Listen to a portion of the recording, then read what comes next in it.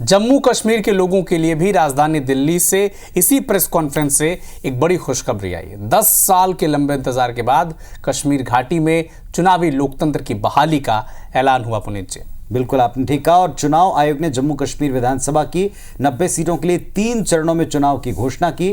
4 अक्टूबर को नतीजे आएंगे। जम्मू कश्मीर में धारा 370 हटाई गई थी और इसके बाद राज्य का ये फर्स्ट विधानसभा असेंबली का इलेक्शन है और इसीलिए महत्वपूर्ण हो जाता है। क्या तैयारियां हैं और किन किन फेजेज में क्या क्या खूबियां खामियां देखी हैं आयोग ने, देखिए जरा इस पर रिपोर्ट।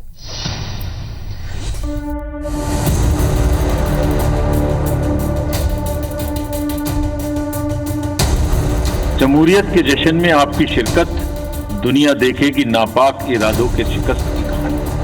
भारत के मुख्य चुनाव आयुक्त राजीव कुमार अपने शेरो शायरी के लिए खासे मशहूर हैं।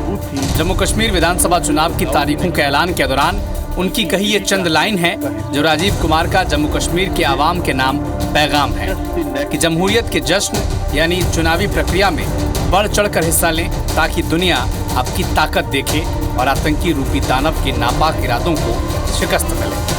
दरअसल जम्मू कश्मीर में स्वतंत्र, निष्पक्ष और शांतिपूर्ण चुनाव कराने में आतंकवाद सबसे बड़ी बाधा है। बहरहाल जम्मू कश्मीर में पूरे 10 साल बाद चुनावी लोकतंत्र का आगाज होने जा रहा है। चुनाव आयोग ने इसकी तैयारी पूरी कर ली है, जिसके मुताबिक जम्मू कश्मीर में विधानसभा चुनाव 3 चरणों में कराए जाएंगे। 18 सितंबर, 25 सितंबर और 1 अक्टूबर को वोट डाले जाएंगे, जबकि चुनाव नतीजों का ऐलान 4 अक्टूबर को होगा। सभी पार्टियों के उम्मीदवारों, उनके पदाधिकारियों को पूरी सुरक्षा मिलेगी। चुनाव आयोग के मुताबिक जम्मू कश्मीर में कुल 90 निर्वाचन क्षेत्र हैं, जिसमें 74 जनरल, 9 ST, 7 SC हैं। मतदाताओं की कुल संख्या 87.09 लाख है, जिसमें 44.46 लाख पुरुष और 42.62 लाख महिला मतदाता हैं। जम्मू कश्मीर में युवा वोटर्स की संख्या 20 लाख है। जम्मू कश्मीर में आखिरी बार 2014 में चुनाव हुए थे। तब से अब तक राज्य में बहुत कुछ बदल चुका है। जम्मू कश्मीर को विशेष राज्य का दर्जा देने वाला आर्टिकल 370 हटाया जा चुका है। लद्दाख अब कश्मीर का हिस्सा नहीं रहा, बल्कि केंद्र शासित प्रदेश के रूप में उसकी अलग पहचान है। जम्मू कश्मीर में विधानसभा क्षेत्रों का परिसीमन हो चुका है। डिवीजन वाइज देखें तो जम्मू डिवीजन में 6 सीटें बढ़ाकर अब 43 विधानसभा सीटें हो गई हैं और इसी तरह कश्मीर घाटी में 1 सीट बढ़कर 47 सीटें हो गई हैं। खास बात यह है कि परिसीमन के बाद जम्मू में 6 सीटें बढ़ी हैं।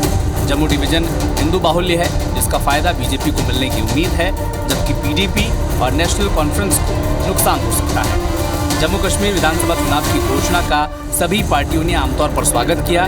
हालांकि फारूक अब्दुल्ला ने चुनाव की घोषणा से पहले राज्य में 200 से ज्यादा अफसरों के तबादले पर सवाल उठाए हैं।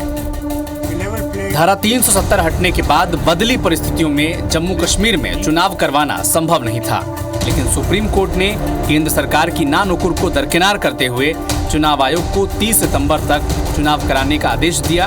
भारत के बाकी राज्यों और केंद्र शासित प्रदेशों की तरह कश्मीर के लोगों का भी भाग्य उनके हाथों में होगा। केंद्र सरकार की तुलना में वो अपनी समस्याओं का बेहतर समाधान कर सकेंगे। Bureau report, IBC 24।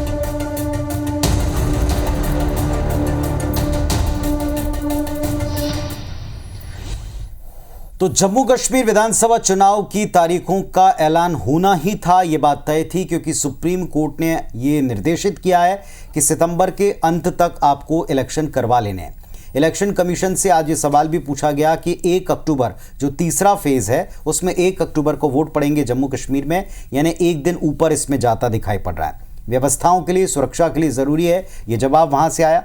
तो इलेक्शन कमीशन की प्रेस कॉन्फ्रेंस में सवालों के जवाब में काफ़ी हद तक क्लैरिटी देने का प्रयास हुआ, लेकिन इस पर तरह तरह की प्रतिक्रियाओं ने बता दिया कि अब की बार के जम्मू कश्मीर के चुनाव में सारे देश का इंटरेस्ट दोगुना हो सकता है। वजह आप कुछ रिएक्शंस देखिएगा। जम्मू कश्मीर विधानसभा चुनाव की घोषणा का सभी पार्टियों ने शुरुआत में आमतौर पर स्वागत ही किया, लेकिन फारूक अब्दुल्ला इन्होंने चुनाव की घोषणा से पहले राज्य में जो 200 से अधिक अफसरों के तबादले हुए हैं उस पर सवाल उठाए हैं। क्या क्या प्रतिक्रियाएं आई हैं, सुने आप एक एक कर। मैं सिर्फ इलेक्शन कमीशन से ये उम्मीद करूंगा, जो बहुत जरूरी है, कि लेवल प्लेइंग फील्ड सबको दें, सब पार्टीज को। ये नहीं कि एक को ज्यादा दे देंगे, और खासकर जो इन्होंने ऑफिसर्स को रातों रात चेंज किया है, इसका मतलब इन्हें मालूम था कि अनाउंसमेंट आएगा। हम इन इलेक्शनों का स्वागत करते हैं, चाहे देर से हुए, अभी तो हो गए। इलेक्शन कमीशन का, गवर्नमेंट का, सबका बहुत बहुत शुक्रिया। और हमें पूरी आशा है कि इलेक्शन फ्री और फेयर होंगे। पूर्ण राज्य का एक दर्जा उनसे छीन लिया गया और उनको यूनियन टेरिटरी बना दिया गया। इस मांग को लेकर वो व्यथित हैं। हमने उनकी इस मांग को बार बार दोहराया है, हमारे नेता राहुल गांधी ने दोहराया, खड़गे साहब ने दोहराया, पूरा इंडिया गठबंधन इस मांग में उनके साथ खड़ा है।